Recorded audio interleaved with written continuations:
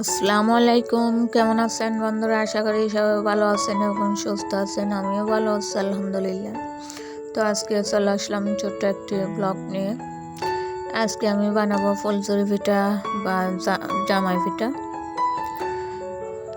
যেটাই বললেন না কেন এক এক জায়গায় এক এক রকম এক একটা নামে চিনি আর কি।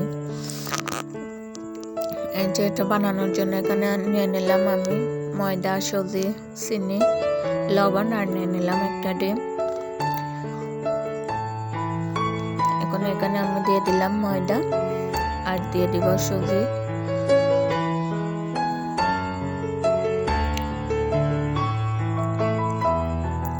এখন দিয়ে দিব স্বাদ মতো চিনি আর স্বাদ মতো লবণ।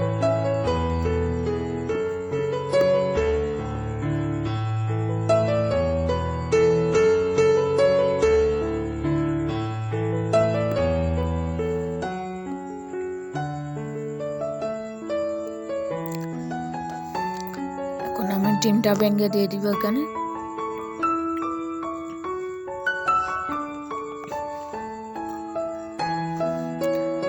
এবার ভালোভাবে মাখিয়ে নিব। একটু একটু পানি দিয়ে আমি একটা ব্যাটার তৈরি করে নেব।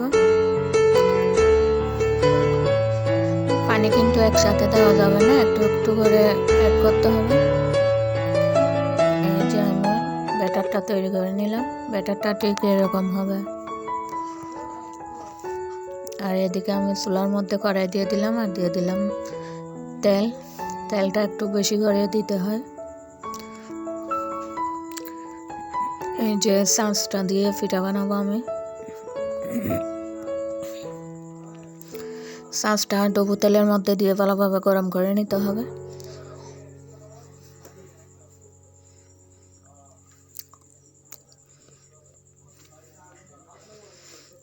এই যে পিঠার ব্যাটারটা আমি আর একটু ভালোভাবে মিশিয়ে নিব।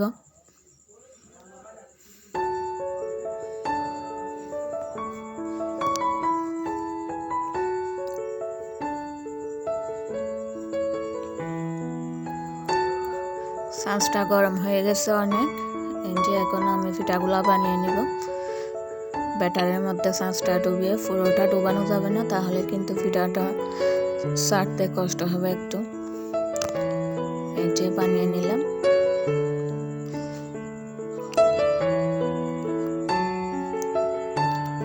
এভাবে আমি সবগুলা পিঠা বানিয়ে নিব।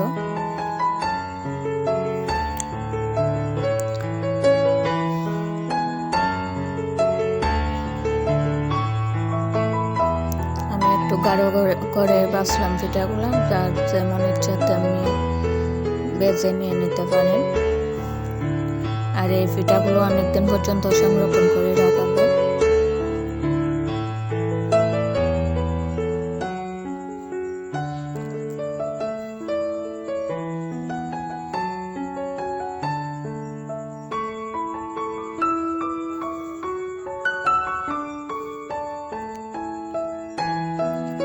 এই যে দেখেন কত সুন্দর হয়েছে সব পিঠাগুলো।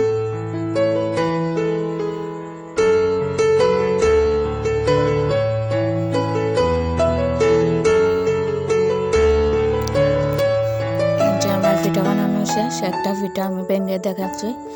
দেখেন কতটা মুসমুসে এবং ক্রিস্পি হয়েছে।